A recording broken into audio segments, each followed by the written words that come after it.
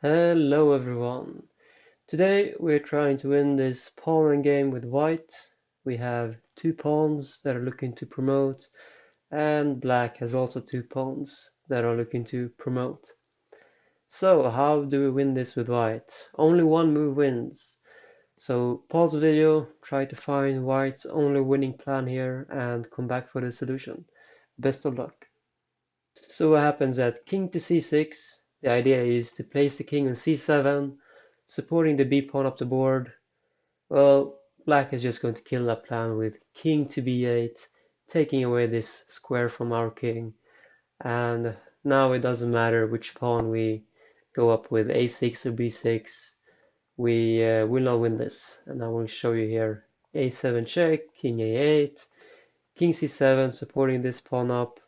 Well, black promotes, b7 check, king takes our pawn, we promote the check, king a6, and this black queen here is very nicely placed, covering this mating square b6 from us, meaning we are left with a queen versus a pawn and a queen, and we are not going to win this with white.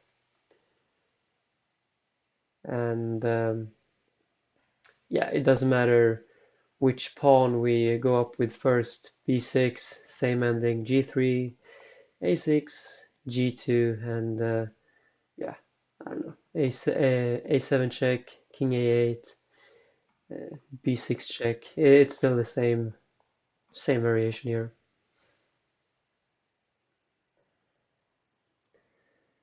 And if you try with something like b7, g2, king b6, well then black promotes with a check. So that's not good either. Okay, so what's the winning move then? Well, it's actually to play king to b6.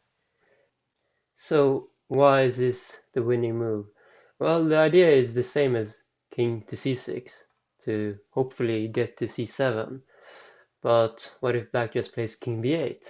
Then we don't have c7 anymore.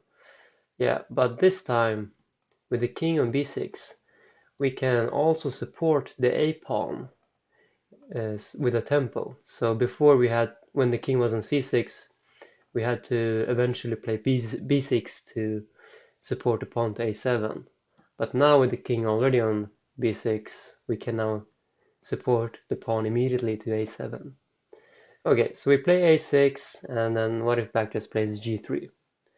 Well, here comes a7 with check, and if black goes to a8, then we play king to a6, and now we are threatening mate actually. b6, b7, that's checkmate. So g2, b6, and even if black promotes, we win. We win without promoting anything. Kind of funny. Okay, so what if black, instead of playing g3 after a6, what if black instead plays f3? And if we try now with same idea, a7 check, king to a8, now we should not play king to a6, because uh, when the pawn promotes here on f1, then that queen will deliver a check on us. So just to show you that one. So here black actually wins. So instead of playing king to a6 when black has pushed f-pawn, we instead play king to c7.